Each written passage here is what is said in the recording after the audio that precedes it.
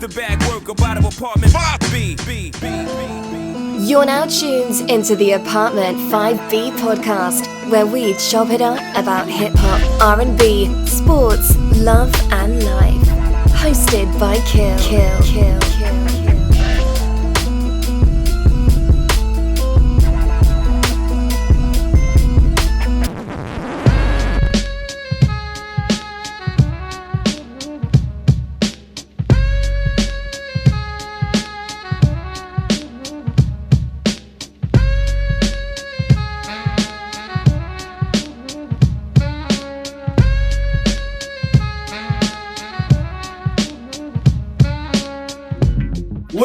What's good? You tune to Apartment 5B, hosted by your man, Kel. I got my squad with me in effect today. As always, ladies first, Porsha, what's good?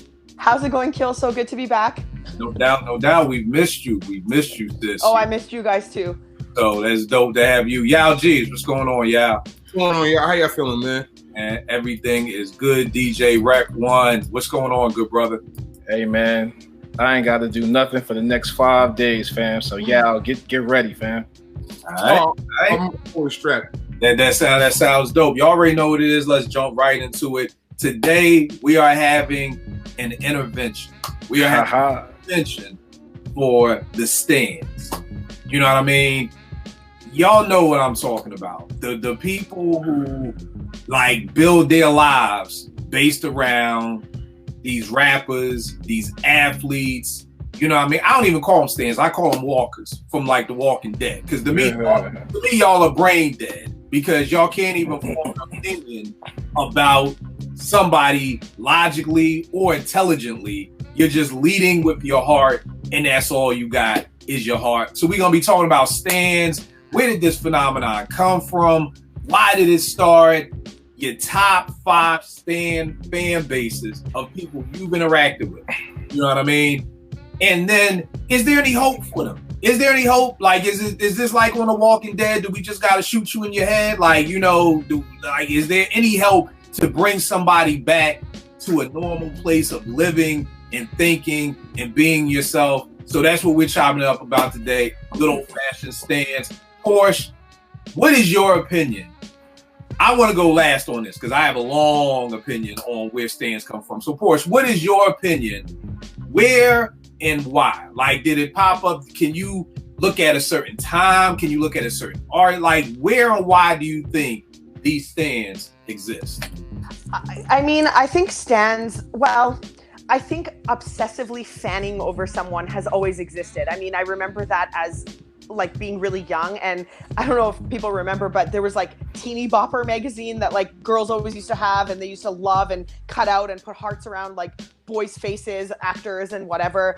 And then I think that's always been a thing just because it's famous people. I mean, they were unreachable at a time. And I think for me, where that sort of morphed into being a stan and being even more obsessive was social media, because social media made these celebrities accessible. So now we can at them and they may or may not respond, and a lot of times they do respond, and so then it sort of perpetuates the love, and then it just kind of snowballs, because now you think like I don't know what the mentality is, because I don't think I stand for anybody. I'm a fan, and I'm a fan of a lot of MCs and all that kind of stuff, but I don't stand. But I think that's where it came from, personally. All right, no doubt. Yao G's, what about you, man? Where did these stands come from?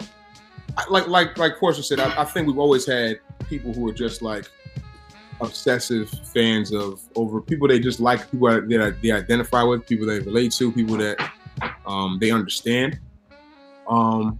But I don't know. So, like with social media, it got a little crazy, because now, like when you argue, it's more about people trying to protect their fandom of a particular person. Like, and so that's why the word legend gets thrown around unnecessarily, because with certain people, because they're dying to hold some of these people in the highest of regards. But and they'll do anything to try to protect that. You know what I mean? Like, I remember when I had the little issue with Cormega. It didn't even start with Cormega. It was more about one of his fans reaching out and saying da da da da, who tagged Cormega. So like, I don't know why anybody would obsess over Cormega anyway. Yo, the wild part about that, man, is I hate when niggas do that because I'm like, y'all snitching. Like it's almost like you saying something that you don't like about somebody and somebody hear it and then they tag that person in it. No, that would you don't even know cuz. You don't even know Cormega. Right, but that's what I'm saying. It's like you dry snitching because it's like, wait a second, you talking about my Lord and Savior? Oh, nah. Let me get anyone here to come over here and show you who's boss and da da da da. Like you said, half the time it don't even start off with that person who you end up beefing with. Yeah, like I said, no disrespect to Cormega or anybody else, but some of these people are unnecessarily like really attached to them. Like the fact that anybody would try to tell me that Cormega is a legend, it just would never identify with me. Like I just can't see it. What has he done? You know what I mean? And like they try to come up with their own rationale and their own reasons as to why these people are as great as you think they are. But you know, most of the time, I'm always here to hear an argument. I'm very objective when it comes to my hip hop. Like I try to listen to everybody with an objective ear. But I would never just be like go off the bat and just say things that are untrue just to protect one of the artists that I love. You know what I mean? I would never do that. Right. Now I feel you. Right. What about you, good brother? Man, Porsha hit the nail on the head. I think social media made it so that people could have conversations at people, whatever you want to call it. I think they look for someone to actually say, "Hey, I see you, I hear you." You know what I'm saying? You couldn't do that back in the day. Perfect example. Shit, I seen Michael 5,000 watts in the store today. You know, gave him a pound, told him I like what he do, switch your house, whatever, and kept it moving. But that's the era that we come from. You know, you just want to see, if you see somebody, yo, hey man, I like what you do, peace, and step off. But these cats, man, everybody that walk around like y'all said, talking about Cormega's a legend or such and such is a legend, and it doesn't have any substance, I got to question your whole existence, man. I'm sorry. I think social media made it absolutely crazy. Because back in the day, we had our favorites, but you had an open ear to where you're listening to somebody based off of what they said. But now, cats, they can't even have a rational conversation with you about why you think one thing or why you think a few things. It's out of hand, man. Right. Now I feel you on that. And I think to talk about some of the things you said, and before I even put this out here, here's the thesis statement. The key word I'm about to use is some. Not all, some. So, Porsche, what you were saying about, you know, those teeny bopper magazines and everything like that, to be honest, I always felt like that was more of a some females. You know what I mean? Yeah. I didn't really know any guys. I just don't want to offend anybody out there watching. I sometimes forget. I don't want to fall in the Aisha Curry. You know, I fall in that trap sometimes with, like, when she was like that Jada Pinkett thing, and sometimes I'm talking like it's just the four of us, and it's really, I totally forget like there are people who watch this outside of us. So I want to be very careful with what I say.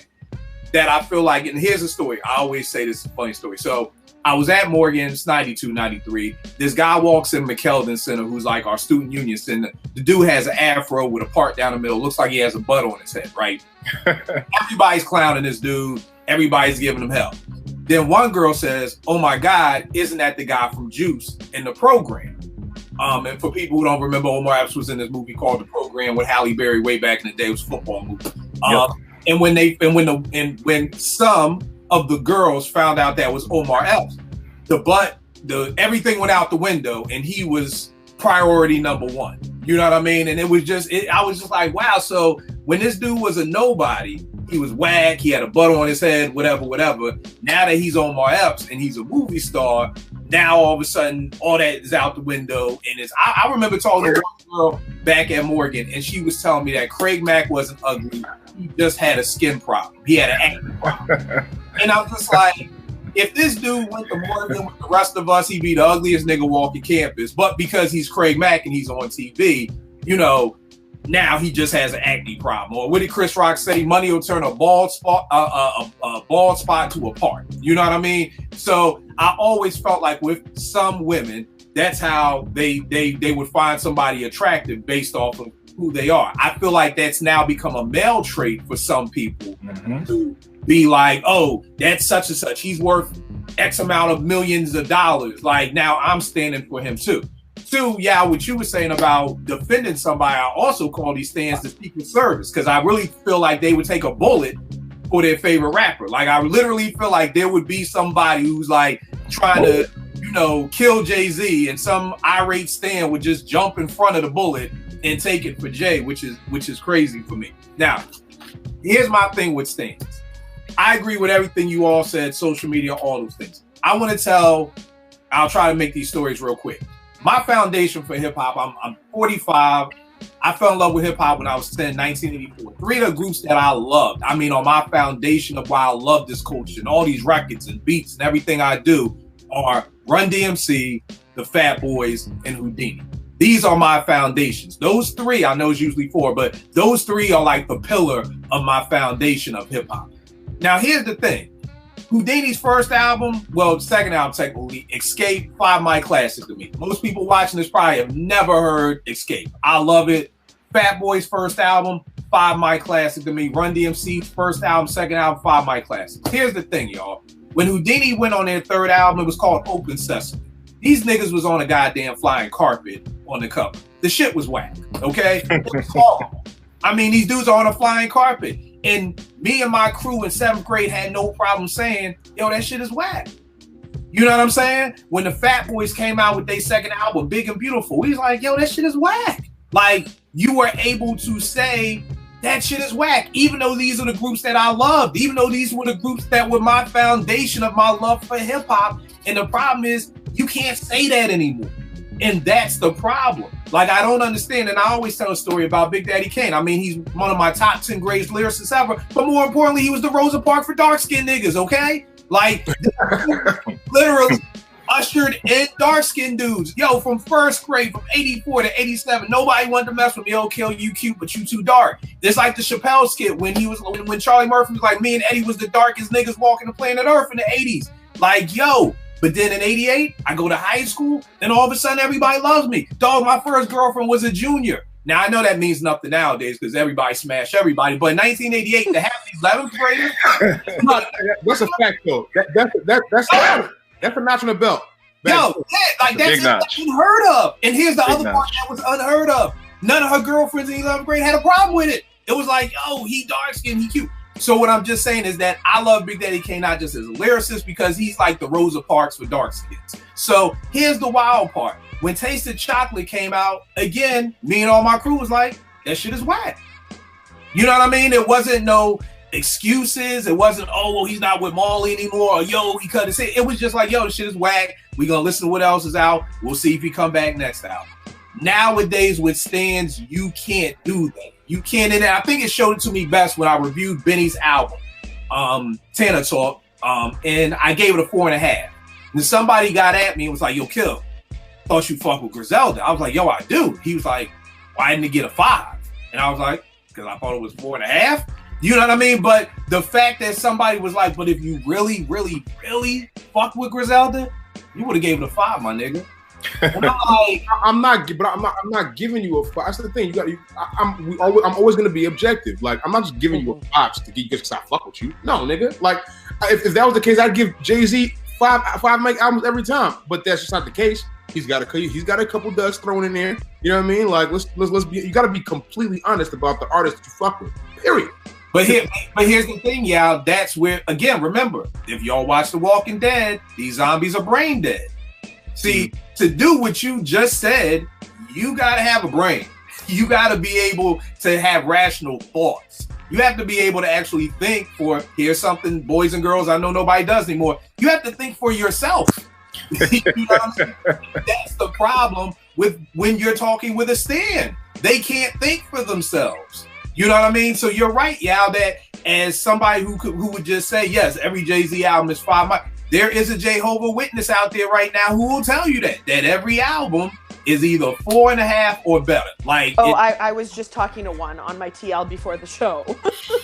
and what was he saying? He was saying that Jay is better than Nas because he has an 8 consecutive album release that's all 3 mics or better. And then he said that, and then he continued to say that it was mostly 4 mics. And I was like, no, I don't think so. I don't think an 8 album run that's 4 mics. I don't think so. But yeah, and I think the other hard part is that, again, it goes back to social media. And the biggest thing that I see is that these people are truly followers. You know what I mean? It's one of those things that I'm really big on words. So you'll never see me on Twitter talking about, oh yeah, my followers or my followers. I'm like, my Twitter people or these people, like, you know, so I think now these people truly believe that they are followers of Jay-Z. It's almost like, and it's weird because the only other time in life I've heard followers outside of social media is church. You know what I mean? And it's just, oh, you're a Christian. You're a follower of Christ. Like you follow what he says. You follow his rules. You follow this book, the Bible. This is how you base your life off of. And it's why I always joke, but it's actually really serious. If I can get more people to follow God and Jesus the way y'all follow your favorite rappers and athletes, the world would be a better place. Because maybe when you're about to shoot somebody, you'd be like, oh, what would Jesus do? He wouldn't do it. But the problem is when you follow your favorite rappers, you may say, oh, God, what would Conway do? Conway would shoot him in the head. So let me shoot this nigga in the head. So that's like really the basis of these people, that they're truly followers and that they're truly looking for these people like that. And it's funny because Vern said, and Vern emailed me what he wanted to say, but Vern was like, it's almost to the point now that he doesn't want to talk about, back in the day, it used to be, don't talk about politics and religion at work. Right. You know, because it divides everybody. I feel like we got to put music in there now. Like we got to put hip hop in there too now, like right up there. And think about that, y'all, that we can't talk about religion and politics. To me, those two always made sense, but now we can't even do hip hop anymore. You know, so that's crazy. Tell me this, and here's the other thing. And Porsha knows, I always talk about this. It's a mental illness. And I'm being dead ass serious. Like people be thinking I'm joking. I am dead serious when I tell folks it is a mental illness going on out here. I work in the hood. Here's not the great thing about the hood, but here's the thing. There's a love deficit in the world, period. And it's not about a rich, poor, upper class, middle class, lower class. There's a love deficit. So for a lot of these people, they don't have nobody. They don't have anybody. There was a time when I was growing up that if you was a nut ass nigga on the block, you was just a nut ass nigga on the block. Now you could be the nut ass nigga on the block, but be the motherfucking OG online. You know what I mean? Social media is literally the highest point of fantasy island. I used to always say that about college. You can go to college and become whoever you want to become. You want to be a thug, you can be a thug. You want to be a hoe, you can be a hoe. You want to be a virgin again, you can be a virgin. You can be whatever you want to be going to college, because if people don't know your past, it's the same with social media. So I just feel like these people can get on here and they can talk as greasy as they want. This is why I'm always giving out my teen center, the address to my teen center. Because I'm like, y'all niggas talk greasy. Y'all mofos come to DC, take a day and come out to the teen center. Y'all ain't gonna talk greasy like that. But it's like Drake said, sorry, Porsche. Well, Drake didn't say it. He probably didn't write it. But the Twitter fingers. We're Twitter fingers out here now. You know what I mean? And that's the problem, that everybody, we're just in this Twitter finger society. Porsche, tell me this. You get into it all the time. Give me your top 5 stand bases that you have gotten to it with. Why? Like, who are they? So it could be 1 through 5, and what happened. Who are your top 5? It would be Eminem, Jay-Z, J. Cole, Drake, and that's pretty much it. I only got 4 that I always kind of run into, unless I'm not thinking of one. But I just think people treat these particular MCs literally, like you said, Kill, as the Lord and Savior. And it's so weird, because I always tell people when it starts to get too stanny in the conversation, I always say, like, just because I say that Eminem has had 5 trash albums, it doesn't make him any less great to everybody who thinks he's great. This is just me. I live in Canada. Like, Eminem doesn't give a damn about my opinion. Either does JC, either does J. Cole, and either does anybody else that I'm going to comment on or be objective about. Hold on for 1 second, because didn't Cormaker care about your comment? Sure did. Replied to me twice. I had a third one lined up for his ass. Oh man. Of course, I totally agree. I understand what you're saying because the artists you're naming are like top tier. Yeah, but here's the thing. Like even when Yao says whatever his opinion is about Cormega, like does that change my opinion of Cormega? No, I'm a fan of Cormega. I think Cormega's great. Just because Yao thinks that doesn't make Cormega any less of a dope MC to me. And I keep telling people that just because I think, Magna Carta was trash and Kingdom Come was trash doesn't mean Jay is a trash rapper. He's still one of my GOATs. Like, I don't know how else to explain it to people. And I kind of have to agree with you, Kill. It is a serious mental illness for sure. Because Jay-Z's just a person. He puts gas in his car just like the rest of us do. Jay-Z's like Batman. Batman exactly. Off the Batmobile to get to the crime scene to see Commissioner Gordon. So does Jay-Z. Exactly. I agree with you. Yo, let me say real quick what Vern said. So Vern said, so I spoke at my oldest unc's funeral. You could tell he from down south, my unc's. My oldest unc's funeral. And I said, I never did comics or superheroes because between my dad, my two gramps, and my 9 uncles on both sides and their friends on the block, my grandparents lived 8 houses down from each other. They were my superheroes. I had several of them who were heavy into music, and I never heard them say Marvin Gaye, Stevie Wonder, Herbie Hancock, or Miles Davis changed my life. I believe the stan culture is due to some part to the breakdown in the family and spiritual institutions. People need something or someone bigger than themselves to believe in and be a part of. Some do it with sports teams, but this music stan culture combined with social media and idol worship is an epidemic. Heavy D and Chuck D really gave me some jewels to apply to my life, but it's an affront to all the great men and women I actually know and could touch to look outside for influence. Goals is the enemy of the personal peace. Man, get you a dog, love on your kids and your wife the way you fight passionately for artists who would spit on you if you were wet. My 2 cents. Vern Chandler. So, and I agree with that 100%.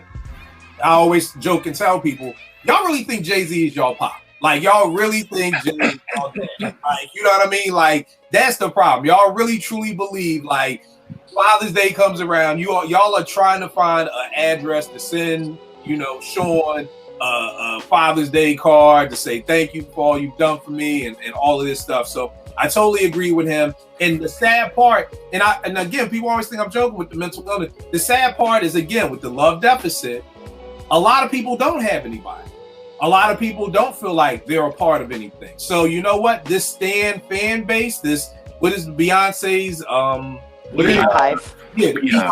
Like, I know women who really wear that on their chest. Like how some women will wear Delta Sigma Theta on their chest. They wear the Beehive on their chest. I think Rihanna is the Navy and Nicki Minaj has the Barbies and all of that. That's making them feel like they're part of something. I always joke with people, when I was growing up, we didn't have the Kanites. You just like Big Daddy Kane. You didn't have the Rakim-Ms. You just like Rakim. We didn't have these groups. Rakim-Ms. You like the MC and that was it. That's where it ended. So I don't know. You're the youngest, so I'm just asking you if you know.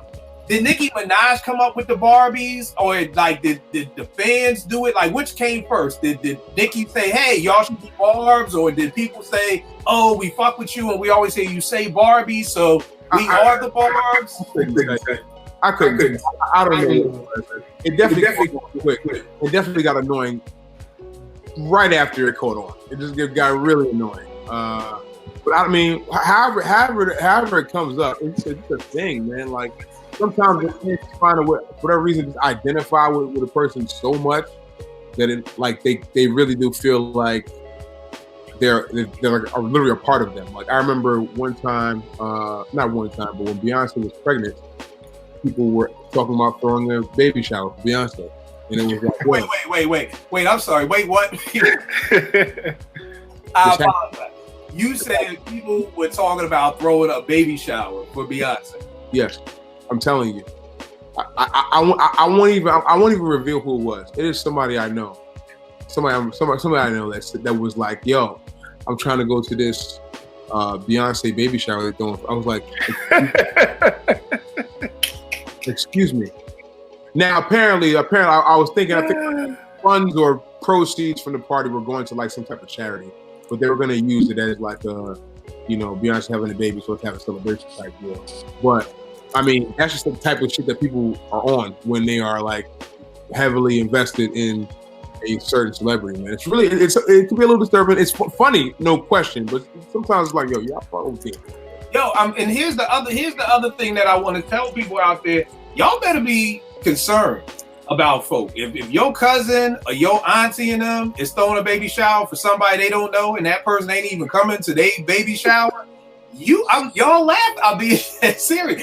It's like y'all said, it's funny, but you better, dudes, if you out there dating a chick who's having a baby shower for Beyonce, don't be shocked when your house is burnt down, or don't be shocked when she burnt all your low, or don't be shocked when you come home and you done pissed her off and your Jordans is all sliced up. Like, there are hints that people see, and dudes love doing that, because y'all know the marriage coaching. Dudes love being like, yo, I had no idea she was crazy. Yes, you did. Yes, you did. You know, yes, you did. Yes, you did. But it's crazy. Yeah, I never thought I would hear something like that. It's a real thing. It was a real thing. Listen, real thing. Dead ass. Wow. All right. Yeah. What about you? What are your top 5 stand bases that you? Oh man. It's gonna be fun. Tupac, number 1. The Tupac Hive. Is Yao serious right now? Yes, is Yao serious? I'm dead serious. Dead serious. I'm not gonna front. I haven't ran into the Tupacalypse in them.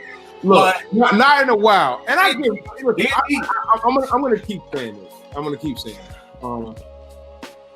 Tupac is one of the greats of all time. I will never dispute that. He's got legendary songs, legendary, like, just moving motivation, But I would say this, as a rapper, I just didn't think he was great. And when I say that, people get annoyed with me. And I don't think there's anything false that I'm saying. I'm just like, okay, he's, like I said, I don't want to keep saying this. I say it every time I talk about Tupac. But the Hennessy, Tennessee, every time, like, it's literally like in mad songs. It's in so many songs. So like, I'm not gonna have different flows. He does display different flows, but it just wasn't as like, it wasn't as seamless as everybody makes it seem, no pun intended. You know what I mean? And whenever I try to like explain that to people, Tupac fans, they want to like put me on a crucifix. Like, they want to like, it's ridiculous. They're not having it. They don't want to hear anything about it, even though I'm not saying anything false. But they get upset about it. So, it's Tupac. As much as I love J. Cole, the J. Cole Hive does get a little annoying. I think J. Cole might have the most loyal fan base of all time in history of hip hop. I love Cole, but I really the J. Cole fans, like we said earlier, they don't really try to acknowledge the missteps. Like, they'll say, "Oh man, he produced this whole album," but I'll be like, "But the beats aren't great." You know what I'm saying? It's like, yo, like, you know what I mean? Like, I should acknowledge him for doing something, but some of like a lot of the beats he did are not great on the album. So why should I like give him credit just because he produced it himself? Like, no, if you're gonna do something, it's got to be great. It's almost like I got parents that'll be like, "But he went to school." Yeah, nigga, and he failed every class. So, yeah, you didn't really even have to go to school. You know what I mean? Like, he could have still won. You know what I mean? You could have got other people to do those same beats. You could have got lower level niggas to do those type of beats. To me, there's nothing extravagant about J. Cole beats. Like I said, I still fuck with J. Cole albums. Like, no question about it. He's one of my favorite rappers of this new era. But I gotta call it how I see it. To me, you know what I mean? Number 3, I know I'm younger than everybody, but the Future Hive, crazy. Future, crazy. People swear. Yes. Future. What? It's crazy, bro. Wow, I had no idea. Maybe because I never mentioned him a day in my life ever. There's certain listen. There's a song by Future called March Madness that is easily one of my favorite songs of all time. And I just had a discussion about it today. It's the best trap song of this era, no question about it. I'm not sure if anybody on the panel is even familiar with this song. I've heard it, but if you're saying this, I've heard it. I will check out March Madness. Future has his joints, but people say Future has like 2 or 3 classics, and I'm like, classics? Like, I just feel like this particular era is a very like, it'll be like and you know what? Let me not say that. Most eras are dated. And I want to see if this era of Future of all his music is going to stand the test of time. Like, when you hear a lot of J joints from 15, 20 years ago, them should still slap. Like, a lot of them. I'm not sure if Future has that many, but if you talk to Future fans, you know, mostly fans younger than 31, they are like, no, Future's the god. Future's one of the greatest ever. And I don't see it that way. Tell me this, y'all. How many albums does Future even have? I literally know nothing about Future except that Sierra Baby Pop. That's the I want to say he's got like a couple. He's got like 4 albums. He got a couple classic mixtapes. 56 Nights, 58. I can't even get the number. 58 Nights. Dirty Spark 2 is a really good project. But people are deeming these things to be like, you know, on the level of like life after death, and on the level of like get rich or die trying. And it's just like, no, it's just not the case to me. And maybe I'm reaching that age where I'm about to be all the way out of touch with the young folks. But I'm gonna say, y'all, the problem is that now you know how I feel talking to your age group. You know what I mean? That might be it. That might be what's going on right now. But hey, look, this is how I see it. I'm gonna keep rolling with it. You know what I mean? So, my fourth, as Porsha mentioned, the Eminem gang is really out of control. They're so out of control. Particularly white people who don't know hip hop. You know what I mean? And listen, not to say that I know a lot of people. I know a lot of white dudes who are very knowledgeable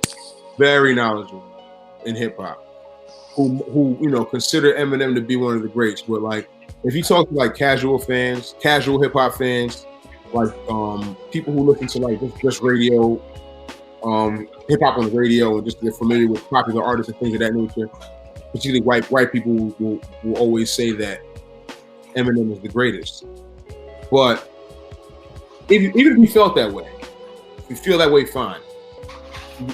Some of your resume, as far as your background and your knowledge, doesn't warrant you saying that about it. You know what I mean? Like, you don't know enough about the culture to say things like that.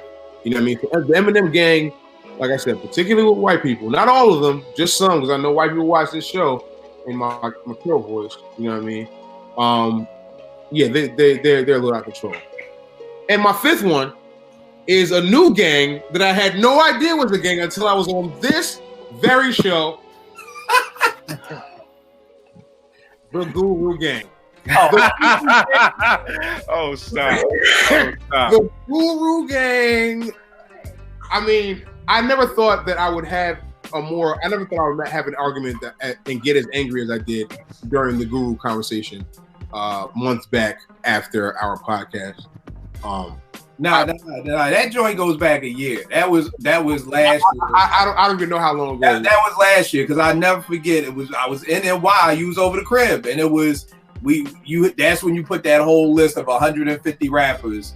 I'm not sure it was 150. I know it was 100. I think I got to 150. I think 150 is a little greedy. But 100. Look, man. Look, this is how I was feeling, man. You know what I mean? Hey, I ain't mad at you. Like I said, I did not know that. I did not know the love for Guru was on that high a level. I thought people were like more like me, like, okay, he's decent, but there's nothing special about him. I thought we were just listening to Guru. I thought we were just listening to Gangstar more for the production and the vibe, as opposed to monotonous. You know what I mean? If you oh my god! Did you just call it monotonous fluff? Guru is gonna come out of y'all's mouth, and there's not gonna be a shot there. Y'all are sadly. And look, my man Nick. Shout out to my man Nick. Ain't been on the show in a little minute, and I know Nick bangs with Guru, and I know, you know, he be feeling away when I be getting at him a little bit. But dog, you know what I mean? Like, It's just how I feel, bro. You know what I mean? I just don't think he's, you know. This came up on my TL yesterday, I think, and someone mentioned Yao.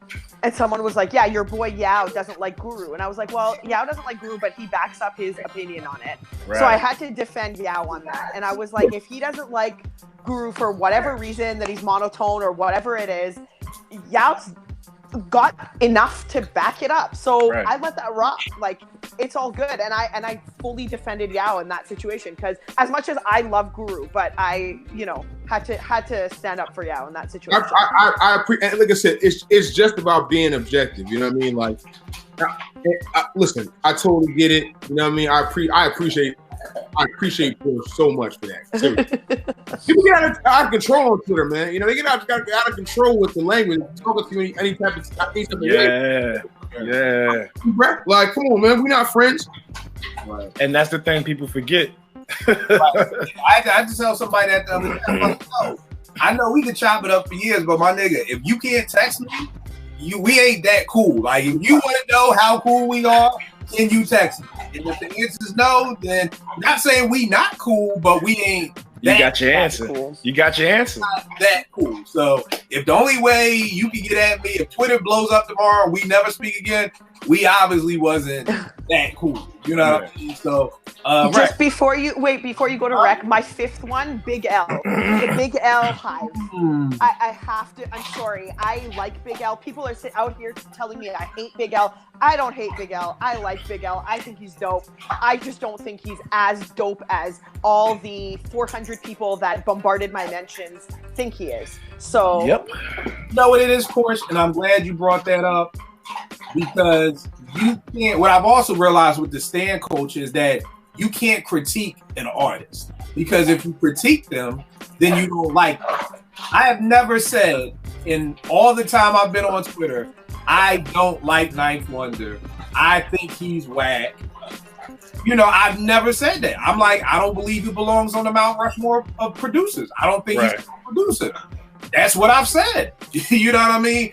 But you know, I said something like, I like the Rhapsody joint where he used the Phil Collins joint, and I was like, yo, this is fire. And everybody was like, oh shit, kills Ninth Wonder. I'm like, again, I never said he was whack. But if you don't, literally, people take.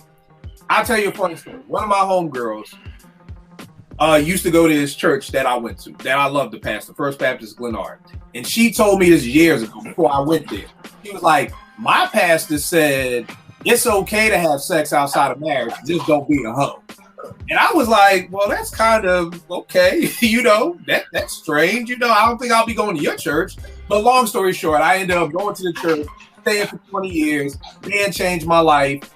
And what that showed me is, trust me, Pastor Jenkins would never say anything like that. What that let me know is that you go to church and you hear what you want to hear.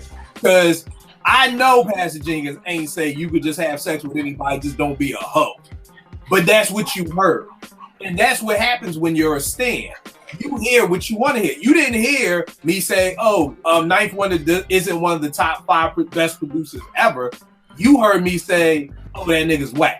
Right. You know what I mean? And that's the problem. So like you said, you never said Big L was trash, but because you don't think he's a legend, or because you don't think his first album is a classic, or because you don't think he's the greatest rapper ever. And my whole thing was whole thing was just don't come to me in a conversation and tell me about potential. Potential is a fabricated thing. I mean, that's a whole other show on its own. But yes, I did not say that Big L was whack. I said Big L is dope. I just don't think he's I just don't think he's what everyone else thinks he is. That's just me. Trust me, I understand it. I get it 100%. Like I said, if I say, I was saying something about the Little Brother album and somebody chimed in, well, you don't like Ninth anyway, so you should be happy that he's not on the album. And I'm like, I have never, if you can find the tweet, if you can find the tweet or the episode of Apartment 5B or the Risemans when I call Ninth Wonder whack, you can have any record you want out of here. It's yours. It's yours. But you can't, because I've never said that. But again, for a stand, if you don't agree with them, and somebody put me onto this, one of my young boys put me onto this. He was like, OG, it's either classic or it's trash. There's no in between. And that's it. That's it. It's either classic or it's trash. So either you're on Mount Rushmore or you're whack. Either you think Big L is the greatest ever or he's whack. There's no in between anymore. So when we say things like, well, no, I think Knife is dope, it doesn't matter. If he's not on Mount Rushmore, then he's trash. So it didn't matter. You could explain this. You could come with thesis statements. You could have fucking footnotes at the bottom of your tweets. It doesn't matter. If they're not the greatest, then there's trash. So that's what it is. Right. What about you? What are your top 5 stand bases? Quick caveat, if that's the case, there's a lot of trash motherfuckers out here, regardless if it's producers or rappers, because a lot of that shit ain't classic. You are 100% right, good brother. So, first one I'm going with is Kanye to them. Kanye to the West got some of the craziest stands I've ever seen in my 41 years on this earth, man. That's a fact, Jack. And I'm gonna say this, man. Ye, I'm gonna give Ye his props for what he was able to bring back, not for what he was able to create. Bring back, meaning that he did some shit that motherfuckers did before his ass. There you go. Understand that. You know what, right? I hear you coming for the offering plate this week. I see you I need that. Understand that he took what was a foundation for him and was able to take it and run with it, and I'm happy for him. He got some bangers. But Kanye, after dark, beautiful, twisted, whatever the fuck you want to call it, nah. And I will argue your ass down about that shit. Right. I don't care. I will argue you till I turn blue in the face, and I'm a brown skinned motherfucker, so it's gonna be a minute. Now, number 2, Aubrey. Aubrey, yes. I don't understand how people can say that this guy is the greatest rapper since sliced bread when it's a known fact that he does not write a solid portion of his shit.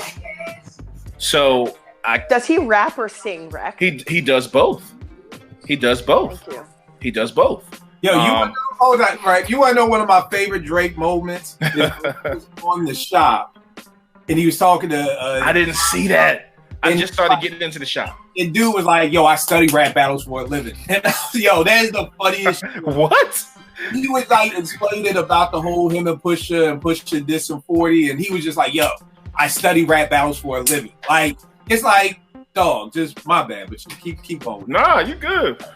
You good. That man, look, he's the wrong person to be studying rap battles. Anyway, Drake fans, period. I don't got to say no more about that. We know where that's going. Yep. Number 3, Jehovah. Anybody that's gonna call themselves Jehovah and you're gonna run around and praise this man like he is God, you got a problem. You got a problem. If he tells you to go and pay your credit and you think that's the best thing since sliced bread or change clothes, no more jerseys. I remember the story Kill always tell us his man whispered in his ear, was like, fam, we don't rock jerseys no more. Like Kill's supposed to go to the crib, take his jersey off and go put on a button down. Yo, and I was in Jersey, Philly at the time, and he had that much weight to where like you go to the club on Strawberry Mansion off of Delaware Ave, and niggas would not be rocking jerseys no more. Like that shit was overnight. I mean, hey, it was overnight. The man Prodigy was rocking button-ups shortly after that. Hey, he probably was, but ain't no problem. The stands have gotten outrageous when it comes to Jay-Z, man. Outrageous. The next one, this is fairly new. I know my timeline gonna get lit up for this, man. At DJ Rec 1. Nipsey Hussle. I like Nipsey. I like Nipsey. I've listened to Nipsey since the first start of mixtapes and all that. I've been a fan. But when people are coming out the woodworks talking about this man is the great, he's a legend, everything he's done is classic. Nah, that last album, I get at 5 mics. That was a dope, flawless album. You can listen to that joint seamless album. He's not a legend. His business acumen is legendary. I give him that. Music, no. Don't do that to yourself. And the last one I got Now, Kill, you know, if I'm bringing him up, hold on for a second, right? I want to talk on that Nipsey thing for a minute. Let me. Even though mofos ain't gonna listen, because I got a fresh black. Do you? 5 mic classic. I mean, it's either classic or trash. Here's the thing with me and Nipsey, and I love Nipsey. I think Nipsey's death is the hip hop death that's affected me the most since Scott LaRock, which was my first death when I was 12 years old. Right. I feel like Nipsey is legendary for his philanthropy. Correct. I think Nipsey is legendary for what he was doing for the hood. The first time I even heard of Nipsey Hussle, it was I just heard rapper STEM centers in the neighborhoods of South Central, and that piqued my interest. And it was like, whoa, there's a rapper putting STEM centers, and in South Central, like you said, his business, his philanthropy, what he was doing for the hood, his insight was legendary, all those things. But it goes back to the show we just did last week. To me, here's the simple and the easiest equation to talk about this, because it's not a coincidence to me that a lot of these fan bases we're talking about are MCs who are dead. You know what I mean? Big L, Pac, now Nipsey. Was Nipsey, I never heard nan nigga call Nipsey a legend when he was alive. Correct. Not one person. Not from South Central, not from Compton, not from anywhere. But now when he dies, he's a legend.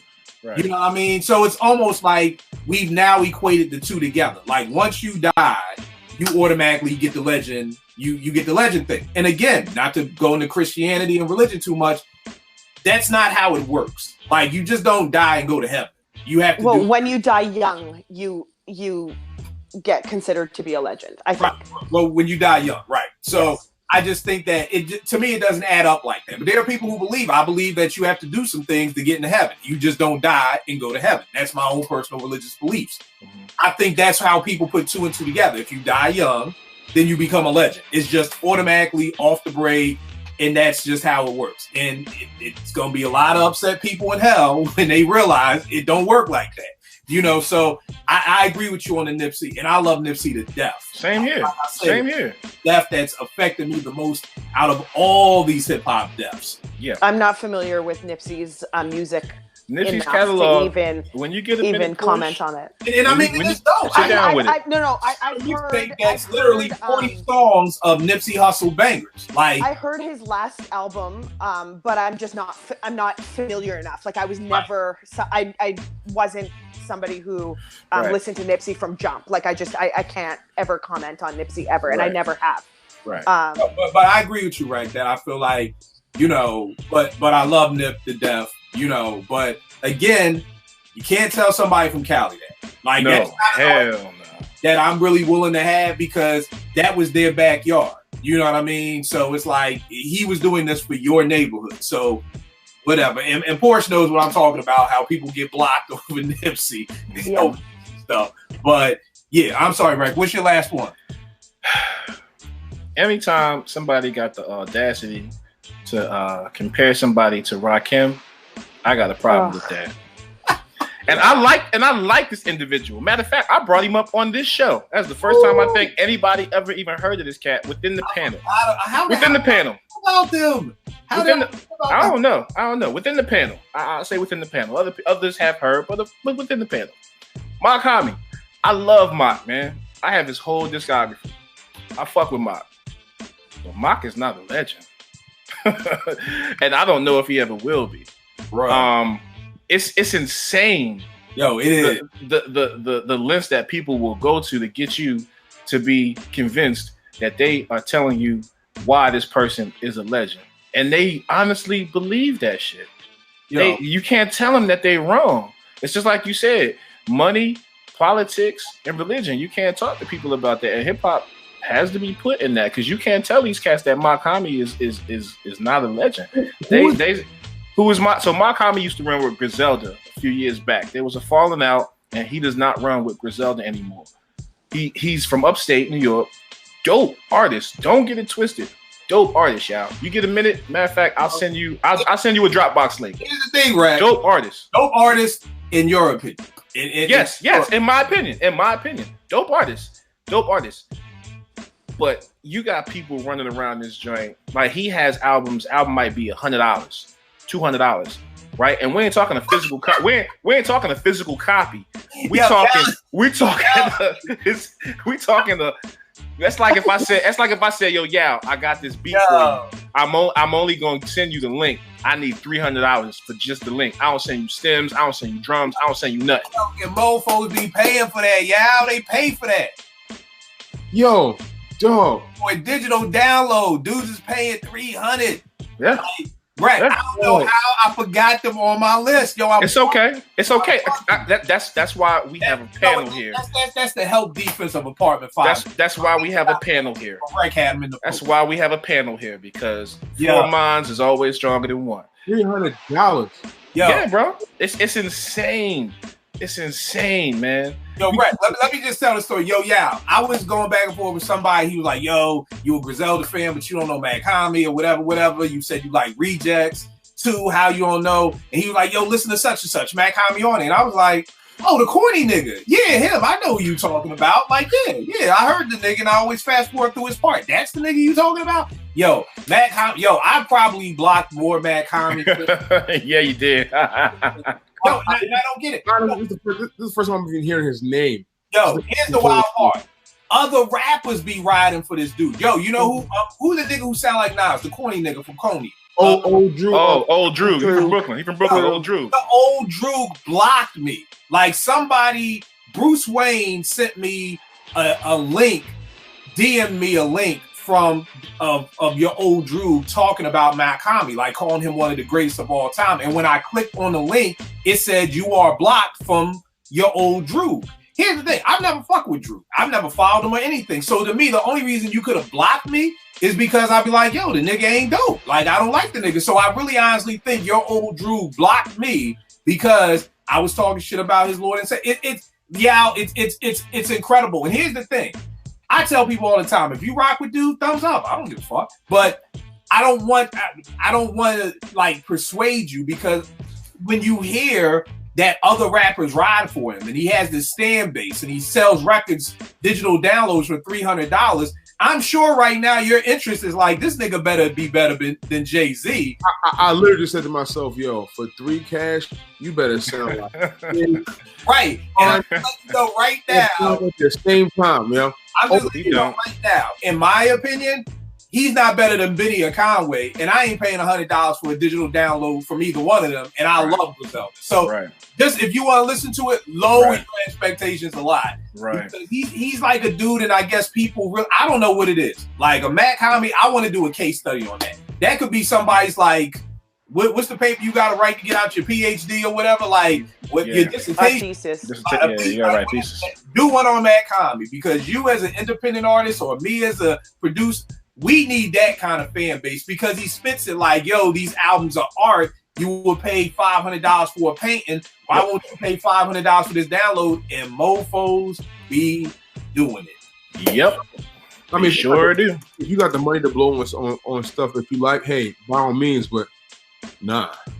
Most of these cats that don't. They riding Metro. Well, I mean, this is the first time I've ever heard his name. Because I really just got into Griselda probably 2 years ago. Nah, Matt Comey, man. I'm gonna put a link up for you. More for West albums than anything else. You know what I mean? And I saw in freestyle sessions that I was seeing with Conway and everybody. But okay, no, I got you. I'm gonna send it to you tonight. So matter of fact, while we on, I'm gonna send you something right now. I'm still stuck on stupid. I forgot about the homies. It's okay. I got a honorable mention too. Who you got? Rock Marciano. Oof. I've never run into them yet. Bro. Rock is dope. But the greatest of all time? Nah. Yo, Rock was one of those people who kind of started a lot of what Griselda and people are doing. Rock started. Yes, he did. He did. But it was out of necessity. He got tired of producers not. Rock was even doing the whole selling a CD. Yes. Like he started that physical CD for $50. So you're right. He was selling at his shows because he's an independent artist. I mean, that's what you're supposed to do. But I mean, he was selling albums. Shoot, same with Nip. Nip sold the album For for $100, $100, something crazy. Jay bought like 10 copies. Yeah. You know what I'm saying? And it's crazy, man. Rock did what he does out of necessity. That's why there's no drums to a lot of his stuff, because he figured, you know what? I'm getting whack beats from these producers and they charge me $5,000. I might as well go loop up motherfucking Free the Pain or some other shit my goddamn self. Mm-hmm. So it's out of necessity. But he's not a great. He might be great at getting you to pay $500 for a physical copy at his show, but that's about it. Yeah, that's crazy. I'm still stuck there. I forgot the homies. Mine goes like this. Number 5, Nas. I call him the disciples. I don't know what it is about Nas. I don't know. I just feel like I've never agreed with this whole term when grown men be like, "Oh, that's my man crush." Like, I don't even know what the fuck. Whoa. What? Yo, you've never heard that? No. Oh, I don't. I'm glad I haven't. No, I've heard. I forgot some people have said it on ESPN. People have said it numerous times, like, "Oh, that's my man crush." Like, you know where a lot of this has started, though. The younger generation hears this stuff, and to them, it's the greatest thing since sliced bread. I'm gonna give you a quick story. So, my little brother put me on to Your Old Droog, and he just played it. And at first, I thought it was Nas, and he was like, "Nah, it's not Nas. It's Your Old Droog. He the next thing. He gonna be the great." And I'm like, "It's Nas. He sound like Nas. How he gonna be the great? And he sound like another nigga." Yeah. I mean, yeah, it's a weird world we live in. Weird world. But with Nas, I don't get it. The disciples, you can't tell them anything. Like, you know, every album is great. You know, one person last night, I don't even know how we got on Ether in the Takeover. Honestly, because I don't like seeing that. I didn't even bring the shit up. I saw that. I sure didn't bring up Ether, but I was telling him, I was like, "Yo, I think Nas got maybe three in a pass." Now I said 2 in a pass. I said he got 2 in a pass, so I'm going board with this nigga. You know what I mean? You're talking about whole discography. Yeah, his whole discography. So we going 4. And I'm like, 4 divided by 13, nigga. If there's 13 questions on the test and you get 4 right, my nigga, you failed. You're going to fucking summer school. Like, you failed. You know what I mean? Getting the ass whooping. People are like, "Oh no, because I Am was great and fucking the Streets Disciple was great," and all. I'm like, yo, the Disciples, I can't get them. Disciple was not great. Neither here nor there, Rack. I gotta go with you with the Yeezys, with the Kanye stance. Like you said, the great thing is when Ye came on the scene, I loved him. I was happy but you said it perfectly, Rack. He brought something back. It's not that he invented it. Now, what I always have to remember is that you have 18-year-olds who are like, "I love hip hop," who have no idea. So in their brains, they think Ye invented that. The reason why I love Ye, because I felt hip hop got too violent. It all became one genre. And I miss the days of having a Kid and Play and having a Kwame and having a Special Ed. And you didn't have to rob anybody and kill anybody or shoot anybody to be nice. You know, and Ye did open the door for the J. Coles and the Kid Cudis and the Chance the Rappers and everybody else. But I just can't keep up with when we canceled this nigga. Because I swear to God, when I was in here talking about I like Pablo, everybody was giving me hell. That shit is whack. Now Ye doing his Sunday service and everybody's like, "Oh, this is the greatest thing ever." He's redoing slow jams. He redid Shirley Murdoch's As We Lay to As We Pray, and he's redoing all these songs and this God. But I'm like, wait a second, didn't we cancel Ye because of Donald Trump? But now we're back on Ye because he found God, and I just the Ye song. I haven't heard one of his Sunday sessions. I refuse. I totally believe he's paying these people to come out there, because I'm just sitting there like, how do all these people know the damn words to this song? Like, you know, you got to be paying these people. It got to be the choir, and you just put them out front. Number 3, Mary J. Blige. I did not know Mary had, and again, this is the fan that I did a podcast once about saying, "Yo, Mary is not the greatest singer ever. Like, you know, can hold a note, but she's not the greatest singer ever." Yo, I've never seen anything like this before. If you go to the Shy Part page on YouTube, the comments, we literally probably had over 200 comments, and these people were going for blood.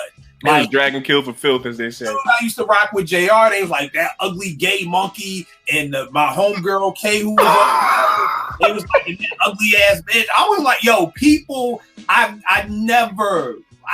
they were like, y'all the dumbest motherfuckers I ever heard. Mary is the greatest singer of our generation. And I mean, I was not, I had no idea that I know people love Mary. I especially know women my age who love Mary, and people in general my age love Mary. I was literally, I gave out my address to my teen center, and some dude was like, I'm sending my uncle over there right now. Like, it literally got there all about Mary. And I was like, yo, like I had to tell my young niggas, like, yo, get out here, because some nigga may be coming around. Like, literally, you tell me somebody coming, let's go. But I had to tell my young niggas, like, yo, get ready. Like, you type shit. Like, yeah, Mary. Old hood rats. Yeah. Stand for Mary. Number 2, Jehovah's Witnesses. It is something about Jay. I don't understand, but they love Jay. And here's my philosophy on that. I believe people love Jay. I believe 80% of Jay-Z's fans are in love with what he represents. And I get it, because Jay has a great story. It's like, hey, here's somebody who was a drug dealer. Now he's a billionaire. He's married to Beyonce. Like, I get the story, but I always tell people, I truly believe in my heart of hearts, if after Jay cheated in the whole elevator scandal or whatever, if Beyonce would have left him and took all of his money and sent that nigga back to Marcy, and Jay-Z became what Dame Dash is right now, 80% of them Jay-Z fans walk away. They walk away because he no longer represents what you could be. You know what I mean? It's always like, and that's the thing. If Jay-Z was dead broke and back in Marcy and dropped 444, it'd be trash. It would be trash. It literally would be trash. Jay could drop the dopest album since Reasonable Doubt, and us backpackers would like it, but the people who love Jay, these Jehovah's Witnesses, would be like, nope, we going, because he no longer, Beyonce has left him. He no longer has the baddest chick in the game. He's broke. It's like, I have more money than Jay-Z. So there's nothing, that's all gone. Here's the biggest shocker to me, y'all. The number 1 Stan fan base that I've ever had an interaction with, Sean Puffy Combs. It's true. Yeah, the Puffy, I agree with you, Kill. The Puffy. Puffy Stan base. I think I said something like, Puffy ruined hip hop. I swear to God, for the next 5 days. Did y'all hear what the fuck I said? Yeah. 5 days. Yeah. Wow. 5 days. I don't even know how many hours that is. Like, it's like 124. 5 days of, but he changed the game and he was the originator. And it just shows me the youth, because they're like, he was the first to do it. And I'm like, Russell Simmons, Andre Harrell, like, oh my God. It goes to show you just how the youth that you're talking to. And just the other day, I don't know what I said about Puff, but it came back up, and it was just like, you said you hadn't heard that's songs. I said I never purposely listened to Missing You. Or the joint with Mace. Right. And that's what I said. And that's the truth. I have never, have I heard the songs? Of course. Did I walk in somebody's house and the video was playing? Of course. But have I ever sat down and said play and sat and lit? No, not at all. And they came out and Puffy's done this. I just was not ready for 5 days of everything Puffy gave to hip hop. It was, how many jobs he gave to people. And I'm like, that has nothing to do with the culture. I'm talking about the culture of hip hop.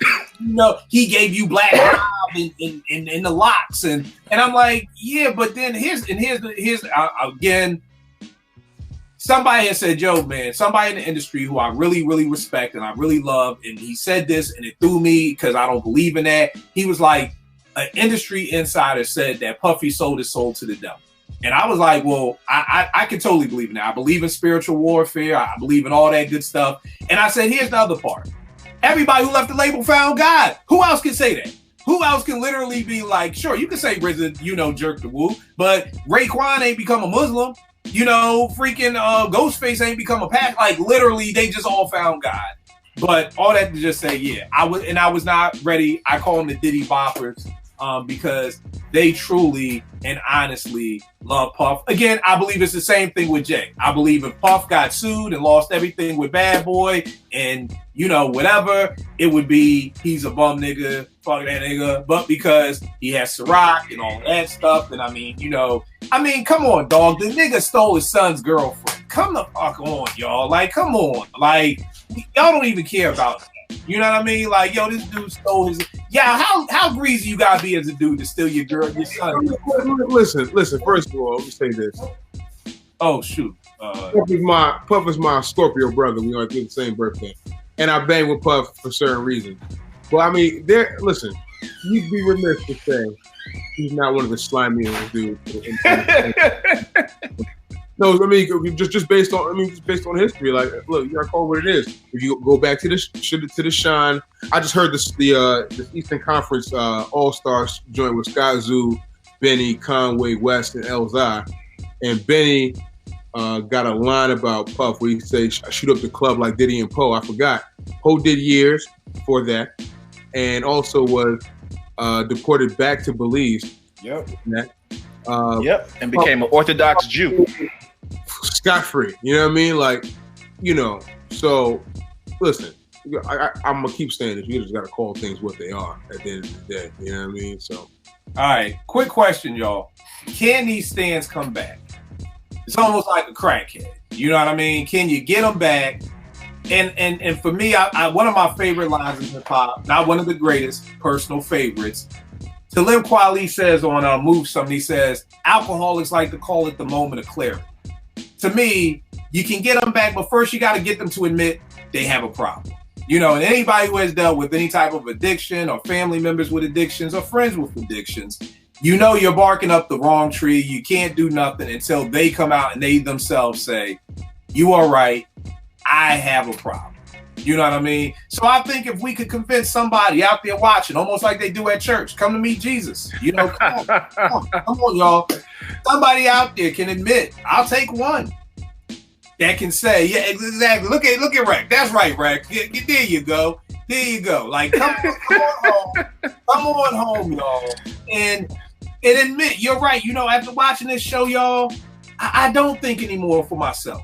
You know what I mean? I let other people influence me and come on home, because I tell people all the time, it's been plenty of times on here, my own podcast, I've been outvoted. I never mind being the minority. I tell people all the time, I think Takeover's better than Ether. I know I'm in the minority. I don't give a fuck. Who cares? But you got to be strong enough in yourself to stand on your own too. Come on home, y'all. There's a stand out there who misses. You need love. Apartment 5B gives love. Don't we give love, y'all? We do. Give you all the love for your sickness. We give love, y'all. I ain't saying you're gonna be part of the crew, but you know what I mean. We'll respond to you. I'll follow you back. Like, if you need to be part of something, come on over here and be part of the good guys.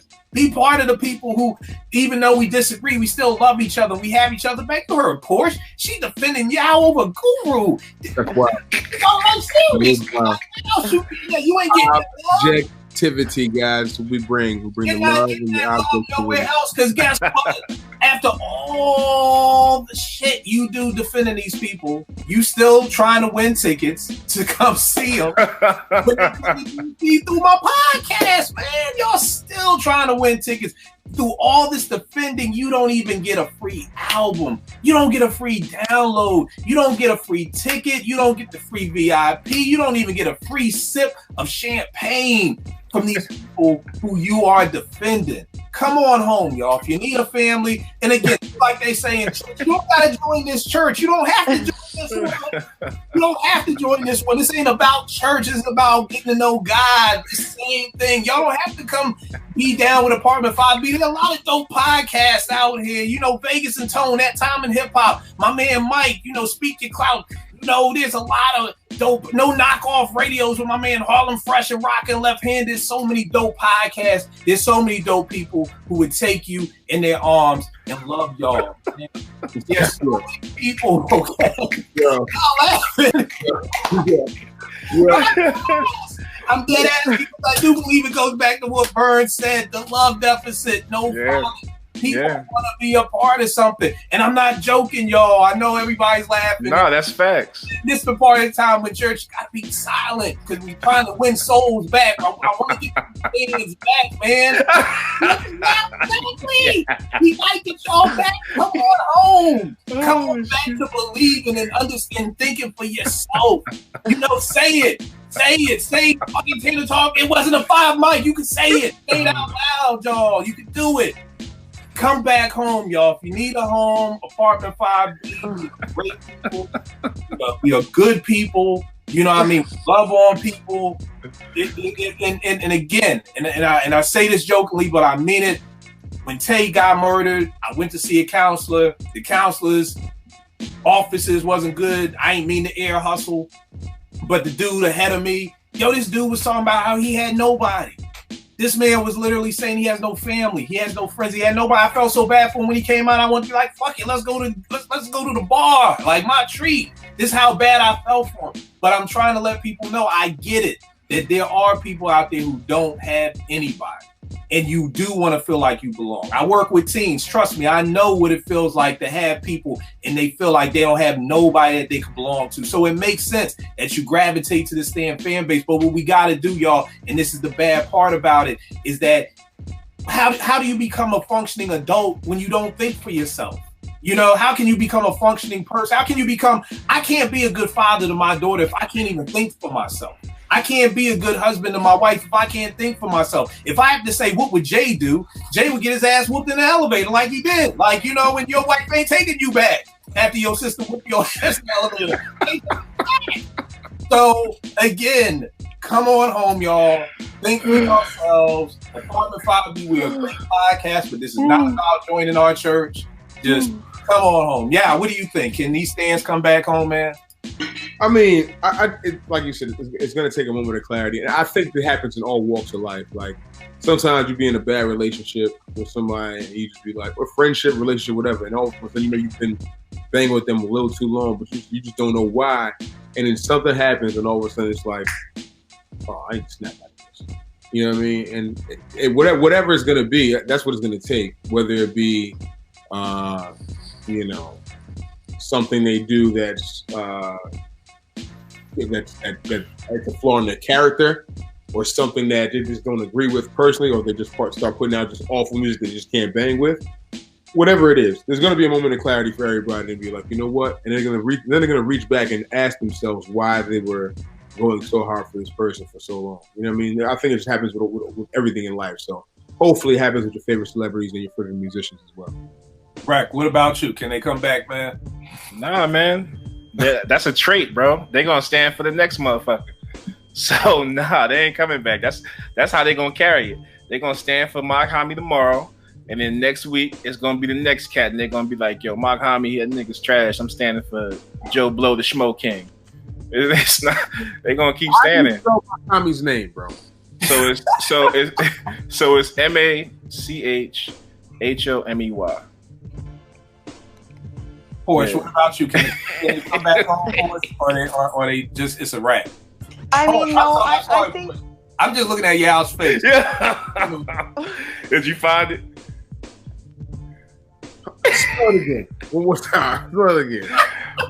All right, man. Hold up. I got you. Go ahead, Porsche. Go ahead, Porsche. Can they come home, Porsche?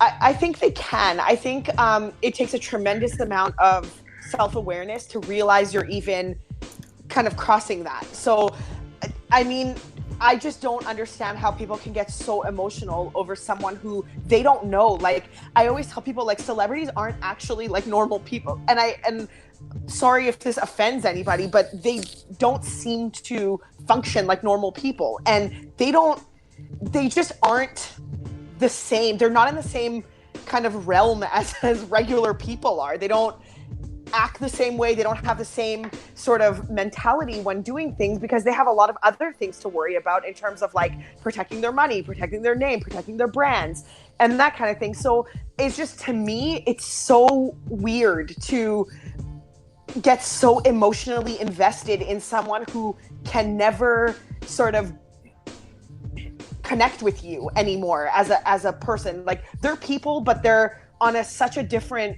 ballpark that it's not even the same. Like, yeah, they appreciate their fans because their fans feed their image and their pockets, but that's where it ends. Like, if you walked up to Jay-Z and said, yo man, I've never ever went to one of your concerts, I've never bought an album, I've never listened to anything you do, I don't really care, but you know, I rock for you, he'd be like, well, I don't really care for you because you're not really feeding him what he needs, and that's his pockets and, you know, streams and purchases and all that kind of stuff.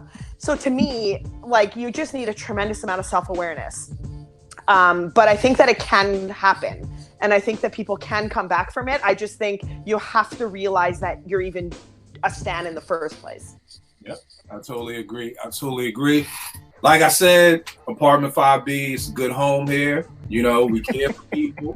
You know what I mean? I'm dead ass. They laughing, but I'm serious. Like, literally, watch some of these episodes. You'll learn a lot of shit. You know what I mean? You'll learn a lot of shit. You'll love to fuck with us. Hey, here's the great thing I tell about Twitter all the time. If people aren't being blessed by Twitter, y'all using this shit wrong. Why do I say that? Because I get so much free shit, it's stupid. Like, it really truly amazes me how much people fuck with me because but I also put a lot of my life out there. I'm not the regular social media who just give you the good. I give you the bad too. So, you know, my DMs are full of, hey, fibromyalgia questions, health questions, wife questions, kid questions. So, but all that to just say, we're a group of good people here. We're good folk here. You know, if you want to be a part of something, be down with Apartment 5B. You don't have to be a stan. Kanye is never going to send you a pair of free Yeezys for free. He's not. You know, Jay is never going to let you come sit front row at his concert, no matter how many times you defended him. You know, Puff is not giving you an internship at Ciroc, you know, because you buy Ciroc all the time. It's not going to happen. So if you really are looking for love, you really are looking for a good home, Apartment 5B is good. Rec, you was here last week. Yao, you was. Porsche, I told you earlier. We got in the show with what are you banging this week? Yao, what were you listening to this past week? This past week, so I've had this, I mentioned it earlier, Sky Zoo put out a song. I think his album's coming out next week. He got a song with Benny, Conway, Elzai, and West called Eastern Conference All-Stars. We're banging that a lot this week. Also went back and had to go back and listen to Sky Zoo's Pedal Themes album. I banged that this week, and there's one more. Beanie Siegel to Becoming. I had to go reach back and listen to that joint. It's been a while since I heard that. So Beanie Siegel to Becoming, those are the three. All right, no doubt. What about you, Rec? I've been banging that Little Brother joint. May the Lord watch. Dope album. I like it. I'm on the Sky Zoo joint.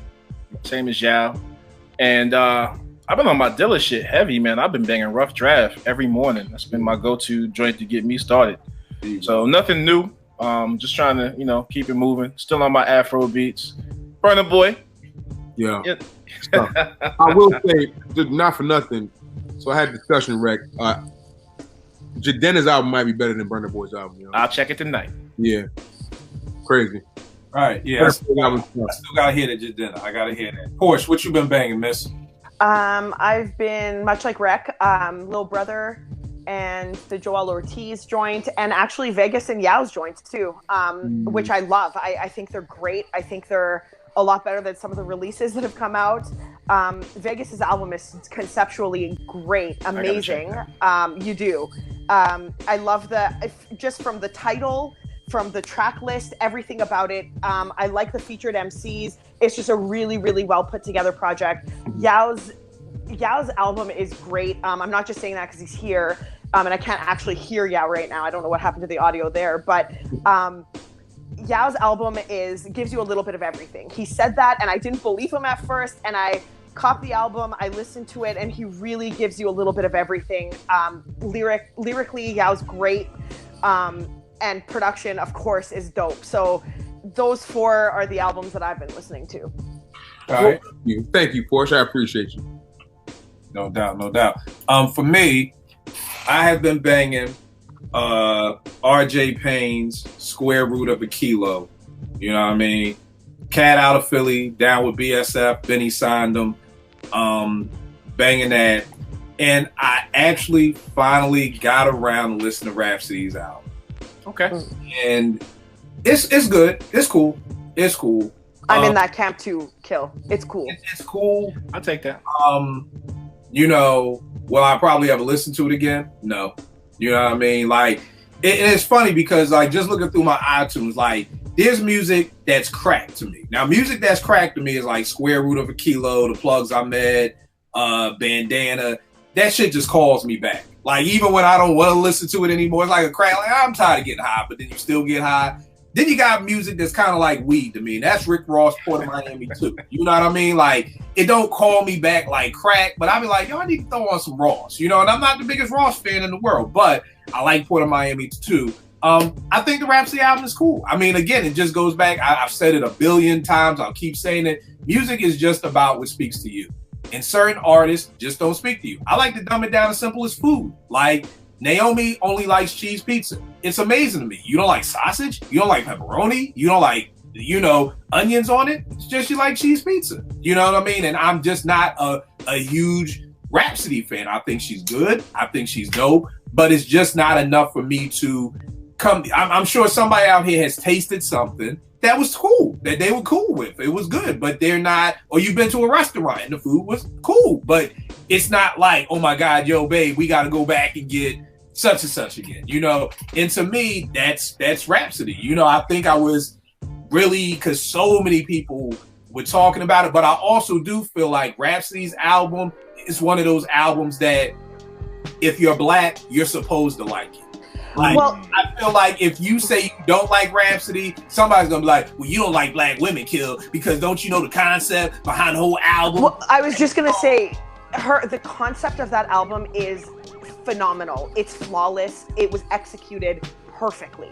The track list names, like having Queen Latifah on there, like it is a very, like 5 mics for that concept, track list, the names, all the representation that goes on. I absolutely love that. As a woman, I love it. I love that it's empowering other women.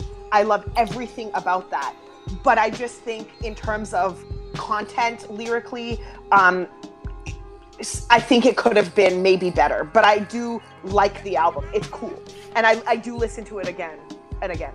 So again, I was just saying that I feel like it's almost like Luke Cage. When Luke Cage came out, after, you know, all the murderers, and he had on the hoodie with the bullet holes in him, like, you couldn't be Black and say you don't like Luke Cage. Y'all know me, I don't give a fuck. I was like, I don't like Luke Cage. It's alright, but like, it's an alright show. I prefer the music, you know, from Raphael Sadiq more than anything. Or like Porsha, like you said, I like the concept. I think it was season 2. Like, they named every song after a Gangstar song. So it was like, I love this, but just as a whole, like, I'm not a big fan. As you can see, I got my man Power Man. I don't know Luke Cage, man. I know Power Man. I came up with Power Man in the 70s and the 80s. So, but I just felt at that time you couldn't say, as Black people, we had to come together and just all agree in a secret meeting. No, we all gotta say we love Luke Cage because of this. I feel like that's what it is with this Rhapsody album. It's like, oh, we all gotta say it because Black women and we gotta love a Black woman and all that. Nigga, I've been married to a Black woman 19 years. I love Black women. Don't get twisted. I got a daughter. But it is okay to be like, for the Rhapsody stands, I gotta come up with a name for them. Maybe the Bohemian Rhapsodies. I don't know. I'll come up with a name for them because she has stands now too.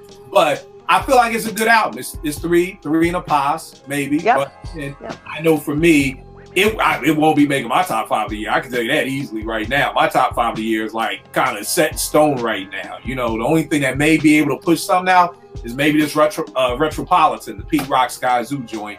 As far as things I know that's coming out. If not, my top 5 of the year is kind of set in stone. I just love that Rhapsody album exists in the world, and that I just am so glad that forever people can pull that and listen to it and speak to it and potentially teach courses on it and use it as, you know, content for other things. And I love that, and I love Rhapsody for doing that. And I think it's a very important album. It's just, it's cool. It's cool. And again, the funny thing is, it mixes right in with the Little Brother album, and this isn't a good thing when I'm saying this. It mixes into the Little Brother album, mixes into that Smith & Wesson album that everybody was losing their fucking mind over, and I'm sure ain't nobody played the all in the past year. But I'm just not a fan of the fucking, what is it, the Soul Society? The Soul Council. The Soul Council. I'm not a fan. Like, I'm not a fan. Again, 9 stands. I'm not saying they're whack. But there's just none of those beats just ever pull me back in. Like, come on back and listen again to us. Like, the beats are good, you know, but they're just nothing there, you know. So I almost blame the beats more because the album sets off. I love the first 2 songs. I think the way the Rhapsody album sets off, I was prepared. I was like, yo, this beat is hard, man. And then Ninth came in with the Phil Collins joint. I was like, yo, this joint is crazy. And then I just felt like all the beats just fell in the background music, and I just I feel like he over raps a little bit on the album. I know. I agree with you. What's funny is that a lot of younger cats are really like, yo, I like this album better than Layla's Wisdom because she is rapping. I'm just like, I don't know. I kind of bang with Layla's Wisdom a little bit. Yeah, I would say that. And that's the thing, though. I don't not like Rhapsody. I thought Layla's Wisdom was dope. I thought it was better than this. But again, I just feel like we've been brainwashed. Yeah. Like, here's the thing. Y'all know how fucking brainwashed we are in America right now? This is how brainwashed we are. Popeyes runs out. I knew you was going here. And these fools have now said, bring your own bun. And we will. So you saw that. Strips, and you can make your own fucking sandwich. That's where we are right now in society. That people are going to go to the supermarket and buy buns. They're going to get the King Hawaiian buns that are like cocoa bread from the Jamaican store. And they ain't like cocoa bread, man. You are going to, like, this is where we're at, where a restaurant is telling you, bring your buns on in and get this chicken sandwich. We won't put pickles on it, and we won't put no sauce on it, but you can get these 3 strips and make your own sandwich. This is where we're at. This nigga said BYOB. And guess what, Rack? I know, not I think, I know people are gonna go do this. Oh yeah, you know it. With music, people are, this is what I'm talking about, Stans. Fuck with me, y'all. If you fuck with me, I'll bring you back quick, because I don't give a fuck what people say. Yo, the album is good. I know everybody wants to give it 5 mics, and that's beautiful. But we gotta stop being tricked by society. Yeah. Just saying something is dope because we're supposed to like it. You know, like Porsha said, very dope stuff, very dope thing. But society wants you to believe that this is the album that's gonna change lives. I don't know if this album is going to change lives. You know, I'm not a black woman. So somebody out there watching is like, well, Kill, this wasn't for you because you ain't a black woman. I don't know. Porsha, did you walk away feeling empowered? Not entirely, but I can see how people would. Do you know what I mean? And I hope somebody... And that's dope, yeah. I love it for that. That's what I mean. I love that it exists for that reason. I tell people this all the time. If I don't like Mad Comedy, that's cool. I'm glad people like Mad Comedy because you know what that means? That keeps the culture moving forward. But here's the thing as well. Rhapsody's album is empowering for black women, and it's intended potentially for black women, and I love that. So, I mean, if it's not meant for me, then it's not meant for me. But I still enjoyed it, and so there's that. So right, and I mean, and that's the thing. Like, even with the Mad Comedy people, if I don't like it, that's all cool. That's all good. That's great because I'm glad people do like it. I'm glad people do support it because sometimes you gotta pull yourself out the equation. I'm all about the culture, so if people like Mad Comedy and that's keeping my culture moving forward, that's great. Forget about me. Like Porsha said earlier, Mad Comedy don't care if I don't like him. You know what I mean? Like, who cares? So that's the thing. Yeah, I'll give them all the information. Where can they get the album? Where can they see the new video? What's good with you? All right. Name's Yao G's. You can hit me on Yao Music, YAW Music. It's on Twitter and Instagram. Also Facebook as well. Album is on all streaming platforms, including Apple Music, Spotify, Tidal, Google Music, Amazon Music, etc., etc. I just dropped a visual for What Up Though. That was produced by my man King Rem. That's on my IG page and my IG stories. It's also on YouTube. You can go check that out as well. Got some shows coming up, lining up. Got some other visuals dropping in a couple weeks. We're gonna shoot the Train of Thought video with my man Grizzly Rowe in a couple weeks, so that's gonna be dope. Yeah. Everybody check the album out. We're pushing this thing for a while. Everybody's loving it, and I do appreciate the love from everybody, particularly on this podcast. Vegas album is tough, by the way. Go check out Vegas album. I'm on there as well. Not with a Chamber Club, but you know whatever. I'm in that. That's fine too. And yeah, we just keep it rolling. So just hit me up. You know what I mean? Features and all that. Let me know what's good. All right, real quick question for y'all, Porsha. You watch ball too. How do y'all feel about the USA losing back-to-back games? I knew that was gonna happen. France's team is dope. Yeah. Well, when I looked at the matchup today, I was going to text you today, Rick. I meant to text you about this today. Yeah. Every now and then, but I can't hear you. When I saw the team they put out there, I said, "This is a tough squad." You know what I'm saying? This is a tough squad. Yep. They have Batum out there. They have Fournier, who's an underrated player. Yeah. They have Gobert, who's the best defensive player in the league. It was going to be a tough game. Listen, this is the U.S.'s third team. Like it's the key squad. Right. So they have to come with, and they don't play together like that. So that team's been playing together probably since they were kids. They were kids, so you can't buy that kind of cohesiveness, and then to have 6 NBA caliber, if not NBA players. Come on, man. All right. I was just wondering. I expected them to lose the game. I didn't expect the back-to-back games. Yeah. But neither here nor there. I knew this was going to be a wrap when they lost to Australia. Brett, give them all the info, bro. So, I just got picked up by the Fleet DJs, man. It's a worldwide coalition of DJs.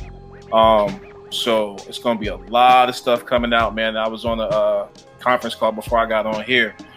So that's a big look, man. I'm excited to start that chapter, man, and get this music out, man, and get these podcasts rolling again. So they're gonna have a few different things added to them, but that's a big look, man. So it's a blessing. So I'm happy for that. For mixes, man, you can check me at DJRec1 on Twitter and Instagram. Production as well, man. No doubt, man. That's congratulations on that, man. Appreciate it. That's definitely dope. Y'all ready? Oh, Porsche, I forgot. Porsche. Oh no, it's all good. I know we can skip me. It's all good. I don't need no smoke from the TL this week. Right. Y'all already know what it is with me. Kill 889. We'll make beats for food. Hussein. We got a new video. We just filmed it in the hood. Let me salute Southeast DC for being on their best behavior, man. I'm always skeptical about when I bring people into the hood. That's not mine. I've been working in this hood for 7 years, but at the end of the day, it's not my hood. You know what I mean? So I'm always skeptical of bringing people into the hood. I'm always skeptical of bringing people in the hood with thousands and thousands of dollars of video equipment to shoot the video too. But it was the anniversary of Tay's murder. Shop to Fox 5 coming out reporting on that. I don't know if y'all keep up with the news in the inner city. They report on murders. They seldomly ever report on a year later with the murder, but the reporter was so touched by Miss Pinkney, Tay's mom's story, she wanted to come back out and do that. So, we let off some balloons. We shot the video up there. We shot the video in Tay's building on the stoop. Salute Mousse, because a lot of niggas are shook to come to the hood, and this dude came out to the hood, posted up on the block with everybody. So I'm really looking forward to seeing the visuals from that. And again, y'all, just here's the thing, and you probably know this from verses and rap with beats and mixes. Like, I'll post a beat and people be like, "Yo, OG, send me that beat," and I'm like, "Yeah, nigga, and send me that bag too." Like, people have become so just, and like people be like, "Yo, send me a beat," and I'm like, "Bro, do you just go to Best Buy and just grab a MacBook and just walk out?" Like, that's not the game. That's not the way the game works. No, you know what I mean? So at least try to establish a relationship first. Yeah. You know what I mean? And it's just like, so the love that I hear from Porsche and Yao and Rec and from people about Vegas's album, be like, all those beats are produced by me. You know what I mean? So if you're feeling those albums, come out and buy some beats. Like, y'all don't do that. Y'all don't do that with anything else in life. Y'all ain't go to Popeyes looking for no chicken sandwich and just try to walk away with that shit. Like, y'all didn't do that. Y'all ain't some people did. Well, some people did try to rob. Some people did, and that meant, y'all think I'm joking with this mental health shit. When people try to rob or pull a gun on Popeyes because they don't have any more chicken sandwiches and they skip the safe, they skip the register, they don't want any money, they're just pulling guns for chicken sandwiches, y'all. Mental health is a problem. No problem. And again, I say this with a smile, but I mean it. I work in the hood. I work with people who are addicts. I work with people who have problems. I hate saying this, but most people in our own families, we have people with mental health problems, you know, that we just brush off. Well, that's cousin crazy. You know, he crazy. But he got problems, y'all. You know what I mean? So more importantly than anything, through this podcast, through all the jokes and the laughter, checking on your peoples. You know what I mean? Checking on that cousin that you know ain't right. You know what I mean? Checking on auntie, you know, who you ain't seen in Thanksgiving in a minute. You know, checking on people and everything like that. But all that to say, Mousse's album is out, Adolescent Tape. I did like 80% of that. Get that. Yao's album, I did the intro. Vegas album, I did the whole thing. Jamal Gasol, me and my man Keystar did that whole album. So it's a lot of great music coming out. Yao, congratulations on everything with you. DJ Rec One, congratulations. Porsche, congratulations for being the only motherfucker out of all my people to know who the hell Guru was this. Yeah, that was crazy. Thank you. Okay. Y'all think I'm joking, but all these people, I tell my man Salim, and we do the ticket giveaways together, and he be like, yo, Kill, make it hard, man. These tickets for Benny the Butcher. Like, and I'm like, all right, don't make it hard, and nobody know it. Like, and it's funny to me because I always say 30% of these mofos come on my timeline to prove they know more about hip-hop than I do. That's all they just want to prove. Look, Kill, you was wrong, or look at. But then when I be asking trivia questions, people just walking around, I get crickets, you know, so Porsche was the only person to respond with the correct answer. I didn't want to respond because I can't take the tickets. I would love them, but I can't take them. So. And it's funny because my man Salim texted me right after you said it. I was like, all right, Shorty won. You know, we got to get her the tickets. I'm like, she in Vancouver. He's like, oh, shit. Like, you know what I mean? Yeah. But yeah, you were the only one. And for people who don't know, Guru and Primo had a fight. Yes. He came to the studio. Primo said he still got the teeth marks in his knuckles from where they was rumbling and everything. And Guru went in the booth, spit the whole verse, looking at Primo, and then he said, yo, is that good? Primo said, yeah, that's good. He was like, fuck you. Left.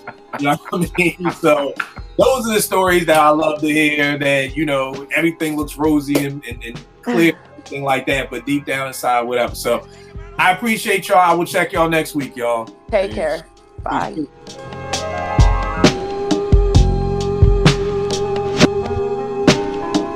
Man, listen.